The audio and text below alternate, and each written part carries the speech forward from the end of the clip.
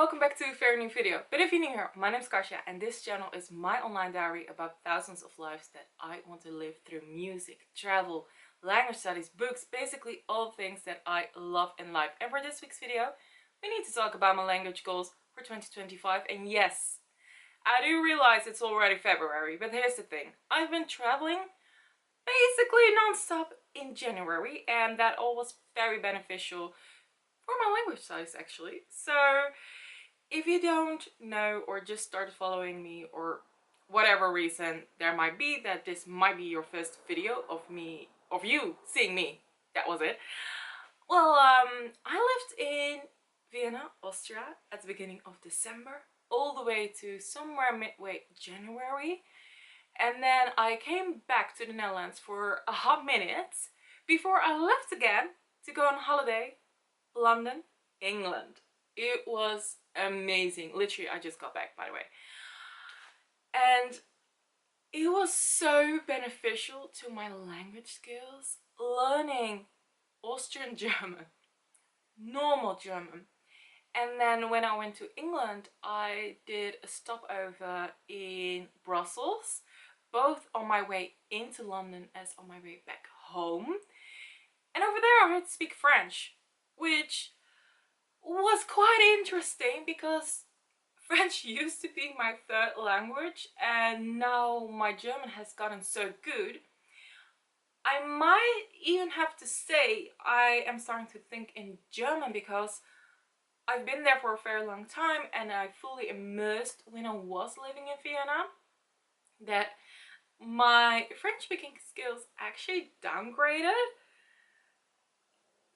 I'm not too happy about that, but then again, you know, that happens, especially because I don't need French on a daily basis, and German I do. I don't only study the language for just myself, but I'm actually also studying the language because of work, and work has been calling me a lot lately about German. So I am a manuscript reader, I am a writer myself, and I am a community consultant, so I work internationally a lot, and people started to pick up on the fact that I can speak German, but especially I can read it very well. I can read it on C1 level. So a lot of people ask me for my input, which is amazing. But that also means that I am using the language so much so, some weeks even more than English. But I do have to say English is definitely my main language in the working sphere of my life. But yeah, it has been interesting to see it develop. So when I was in Brussels, I noticed that my French hasn't been there as much as it used to be. But that's fine. We're gonna talk about it later when I talk about my separate goals.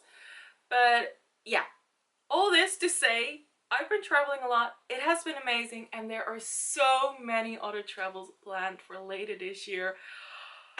Guys, I'm bursting out of the seams of happiness because I've created a life that allows me to travel, to learn languages and use them in my work and also privately. It has been alright, but I'm glad I made it here. So let's get into my specific goals that I have for the languages that I want to learn this year or get better at certain things, etc, etc. First up, German. Let's just get that one out of the way. I want to get my speaking skills to a full B1 level. And yeah, I do have, it needed a pause, I'm sorry for that, but it definitely needed a pause because my speaking skills in German are actually getting quite good. I have even an accent, a natural accent I've been told, an Austrian one. I fooled by accident a German guy on the streets in Vienna when talking to him. And he literally thought I was Austrian until I started to stutter because, well, I mean, I'm not native. German is getting really good, but I'm not native. And he was like, I thought you were Austrian. And I was like, no, I'm so sorry, honey, I'm not. And but I was really glad he explained why he thought I was Austrian, and I was like, okay, that is good, because I was only there for less than a week and I already picked up on the accent. So hey, I'm glad. I am happy that it happened. But this experience of me living in Vienna also made me realize how much more there is to learn on all those different levels. And even though from time to time I throw out a B2 level sentence, I do think there is so much more to gain at B1 level. So that is my plan for now. Just get it fully to B1 level and maybe get it even to B2 before the end of this year. But I'm not gonna push myself to get to that B2 level because there are so many other languages that I also want to learn. And you know what? I am already so freaking happy where my German is at. My reading skills are between B2 and C1, and that is the skill that I need the most. And now that's already at B2 C1 level, I'm already good to go, and that my speaking level is beginner B1, maybe even sometimes higher than that. That's kind of all I need. And then when it comes to understanding, you might ask, well, that has been interesting because that one really depends on the accent that will be spoken to me. So Swiss German, that is alright. Austrian German, I starting to, well, more than just starting to get it. I get it because I've now been in Austria for some time, or well, I'm not there anymore, but I was there for some time. And even though there are a lot of accents in Austrian German, it is actually quite my preferred one. Just because the language lays really nice into my ears for a Dutch perspective. It's a little bit more harsher than just German. And this is again how, well, I talked about it in different videos, how your native language can play a role in your speaking abilities in a different language. And I like that Dutch helped me with Austrian, and also that it helped me when I was in Bavaria, because before I went to Vienna, Austria, I actually made a stop in Nürnberg, Germany for 2 nights. And even though when it was being spoken to me, I didn't understand, but when I saw the written Bavaria, that was actually quite similar to the dialect I grew up with here in the Netherlands. So yeah, again, this goes to show how much your native tongue plays a role in other languages. And I really liked Austrian German. Yes, I didn't understand everything, but it was so much fun to play with it. And also when I traveled back to the Netherlands and I did a stopover in Düsseldorf, my German understanding skills were so incredibly high because I was used to having to understand Austrian German that just normal German was super easy to me. Well, I mean, I don't understand everything, but it's just a different levels. I mean, if you speak English, Irish and Scottish are, I think, great examples of needing to go the extra mile to understand their English. And when you just hear British English after that, it's so much easier, right? And I had the same thing, or American English, it's so much easier. And I had the same thing coming from Austria, going to Germany. It was so pleasant to know that my knowledge expanded so much thanks to traveling. And I'm someone, if you meet me, I will chat, but I'm a very chatty person when it comes to that, meeting strangers and all that. But I'm also very much introverted. I had to push myself and learn and expand and grow to be able to do so. But it is paying off. My German has gotten so much better, and yes, I am still quote unquote B1 level, I'm freaking proud of myself, where I am, my understanding skills, my reading skills, and also that I'm finally able to think in German.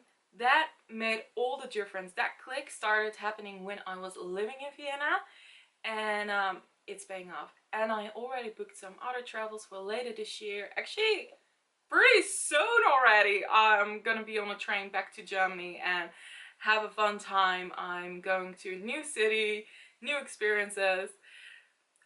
I literally cannot wait to test out and see whatever happens with this language. I don't have any specifics how I am gonna push my German. I just want to talk. I want to just chat with people. I am gonna do a lot of shadowing by reading and making conversation, trying to write more in German and see where it all goes. It's just my preferred way. I come to a point of German that this feels super natural to me, or it's feeling, the whole language is starting to feel natural to me, that I don't want to get a textbook and be like, okay, this is what I have to learn. I rather get like vocabulary list and learn those, and then put them in my own sentence structure, start writing things down in like a story, like writing a story, a diary entry, things like that. I think that would be the most beneficial thing for me to do as of right now. Moving over to the next language, Korean. I want to get to level 3. Here's the thing, I should have been at this level for quite some time now, but in 2024 I decided to focus on reviewing, shadowing, and if you have kept up with this channel, but if you don't, I will tell it very quickly. I changed my name and that took a lot out of that year. That German was my priority and Korean not so much. It's just a very fun language for me to learn. However, there is no specifics why I should learn it. Like with German, I also need it for work, but with Korean, it's just for fun. However, because I kept up so well with this language, last year, by the end of the year, I started to notice that I have preferred sentence structures. Sentence structures that are beyond level 1 where I'm currently at. And that's amazing to me that I picked up so much Korean by just shadowing. And the same goes with the other languages, also the way how I learned English and German. I love immersion. I love shadowing. It's just, it clicks just right with my brain and the way how I think, how I view the world. Textbook stuff is not always the way to go for me. However, I do use Talk to Me in Korean, the online platform, and also some of their books, not the normal textbooks, but just the extra books that they offer. And it's a very playful way for me to learn the language. And what I wanted to say about that, when I was studying the online platform, I noticed that I started to use beyond textbook stuff just because of all the shadowing. So if you yourself are watching this video and you're like, well, I'm not really good with textbook stuff either, know that shadowing is incredibly beneficial to you, whatever language you want to learn.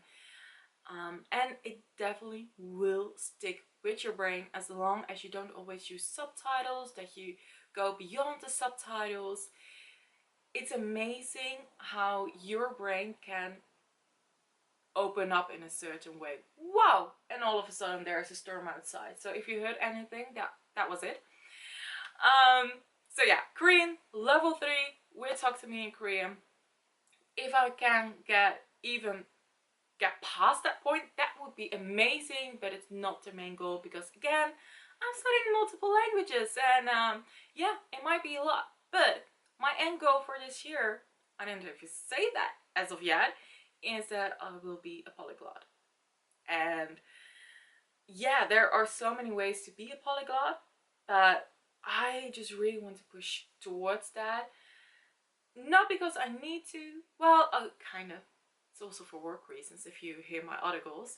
But It's just a personal goal I have, that I want to be a polyglot before I turn 30. And fun fact, by December of this year I will be 30. Wow, I'm so grateful. Anyway, Korean level 3, all good. What's the next thing that I want to do? I have my laptop right over here. So the next thing is French, and I want to check my skills and get to A2. Well, because of the travels I've done now, I know kind of what my level is at French. My reading skills are actually pretty good.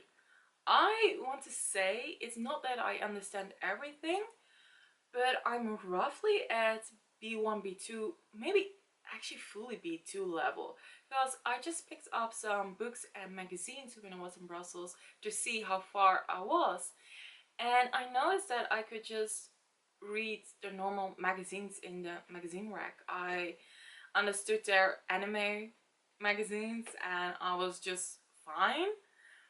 And also my understanding skills were much better than I expected. I think B1 level, maybe even B2.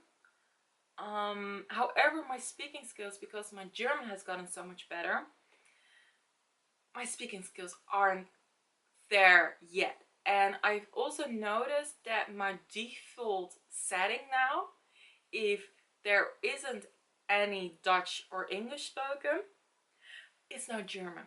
And that used to be French. I literally pushed French to my 5th language. Well, it used to be my 3rd, and German is then my 3rd now, 4th Korean, and 5th French. So that has been interesting. But I do want to get back to A2 level with French, also because I will be traveling through French-speaking countries a lot more this year. And also for the next language that I want to study, Italian. I also want to get that to, oh, what did I say? Like a 2-ish level, I think. But I want to do language stacking. So with the help of French, I want to speak Italian. Just because French and Italian have so much in common. But Italian is a little too far away from my native tongue. The sentence structure doesn't make any sense to me when I have to learn it from a Dutch perspective. So my plan is to learn it from a French perspective, because I noticed that it makes more sense to me when I look at the French and then the Italian. It just hits the right spot in my brain. I cannot explain any different than saying it like that. But if you love studying languages, you probably have noticed that certain languages make more sense to learn another language in. Like, for example, I am so frustrated that I have to learn Korean from an English perspective, even though Dutch and German are way better starting points to go to Korean than English. Just because in both Dutch and German we have way more in common with the Korean language, because we do have formal and informal language. We do have certain sentence structures that are making it possible to understand Korean better, and also the way how we have to pronounce certain words are closer to Dutch and German moving to Korean than from English perspective. So it has been really frustrating at times to have to learn Korean from an English perspective, but I digress. So this is the same thing that I want to do with Italian. I want to learn it from a French perspective. Next language is Japanese. Last year I had to drop the language for some time just because I was really busy with a lot of stuff, like the name change, and I was like, okay, I have to prioritize Korean and German as of right now. But with Japanese, I just want to start, and I want to start learning the, well, quote unquote, Japanese alphabet. I want to get some basic knowledge. I've already started to gain some knowledge because of shadowing. Again, shadowing, so beneficial. And I just want to have fun with the language. There's no pressure. If it doesn't work out this year, it's fine. The other languages you probably already have noticed are way more important to me. And then we go to Chinese. Same thing as with Japanese. I just want to start learn the quote unquote Japanese Chinese alphabet, I meant. And I just want to see where it takes me. I do need it later for work in like a year or two, maybe even shorter. But then I will just make my study plan the way that it will fit my end goal. But yeah, a lot of goals, a long road ahead to become a polyglot. But then again, maybe it's also shorter than I think it is, because I also have noticed that with certain languages I'm already pretty far, but it definitely needs some final pushes to me finally being able to say with full confidence I'm a polyglot. And I think I will make it this year. I feel pretty good. Also because of all the traveling I've already done this year. So all the exposure, all the immersion, it really enhanced my speaking skills, my overall language skills. In future vlogs, I will definitely be talking about my language goals and language studies. But I'm also planning on doing quarterly videos, just updating you guys where I'm at and what my plans are to get my language skills to the next level for the next quarter. And we'll see where it will get me. Will I become a polyglot before I turn 30? I hope so, and I think I will. So anyway, that was the end for this video. I hope you liked it, and I hope to see you next time. Bye.